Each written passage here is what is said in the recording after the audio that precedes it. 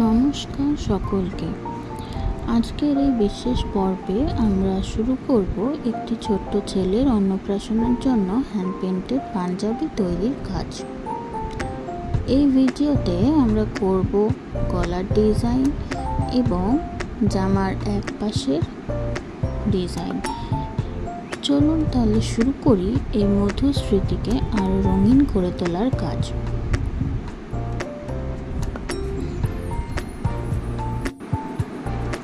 প্রথমে আপনারা চাইলে পাঞ্জাবির গলার ডিজাইনটা পেন্সিল দিয়ে হালকা করে মার্ক করে নিতে পারেন, যেন পেইন্ট করতে সুবিধে হয়।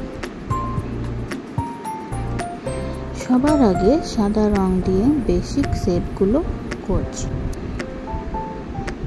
যাতে পরবর্তীকালে রং করতে আরও সুবিধে হয়।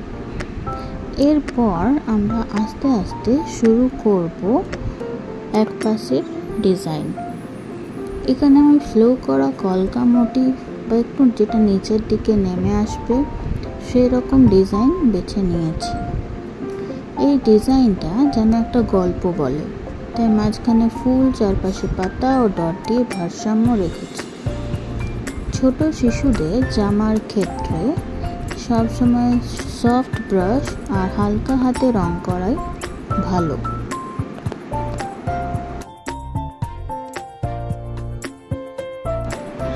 এখানে আমি 000 ব্রাশ নিয়েছি, যেটা আলপনা করার ক্ষেত্রে সবথেকে উপযোগী এবং আলপনা করার সময় যে নকশাটা আমরা করি সেটা খুব নিখুঁতভাবে এই সরু ব্রাশ দিয়ে ফুটে ওঠে। এর থেকে মোটা ব্রাশ নিলে হয়তো এত নিখুঁত শেপগুলো আসবে না বা অসুবিধে হবে ডিজাইন করতে। আম কলকা ডিজাইন এখানে হয়ে গেলে আমরা সাইড থেকে আরেকটা লম্বা দাগ টেনে নেকলাইন ডিজাইন করছি। নেকলাইন ডিজাইন হয়ে যাওয়ার পর আমাদের যে বাকি অংশটি রয়েছে জামার, সেখানটাও যাতে একটু ভরাট লাগে সেই জন্য আমরা কিছু ছোট ছোট মোটিভ দিয়ে পুরো জামাটা ভরিয়ে তুলব।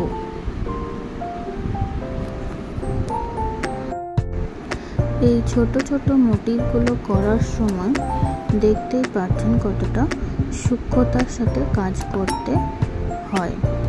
তাই এই জায়গাগুলো করার সময় খুবই ধৈর্য ধরে এবং খুবই আস্তে হালকা হাতে করতে হবে, যাতে কোথাও ডিজাইন একটু বেঁকা বা রং বেশি পড়ে না যায়।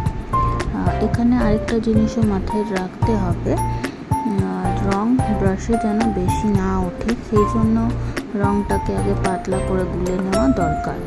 অবশ্যই আমরা এখানে জল কিন্তু ব্যবহার করব না। আজকের এই পর্বে আমরা করে ফেললাম তাহলে গলার ডিজাইন ও এক পাশে দারুণ আলপনা কলকা ডিজাইন। এই পাঞ্জাবিটা অন্নপ্রাশনের জন্য একেবারে পারফেক্ট হয়ে উঠেছে ধীরে ধীরে। আগামী ভিডিওর জন্য অপেক্ষা করুন। আগামী ভিডিওতে আমরা দেখব অন্য একটি জামার রং করা ভিডিও।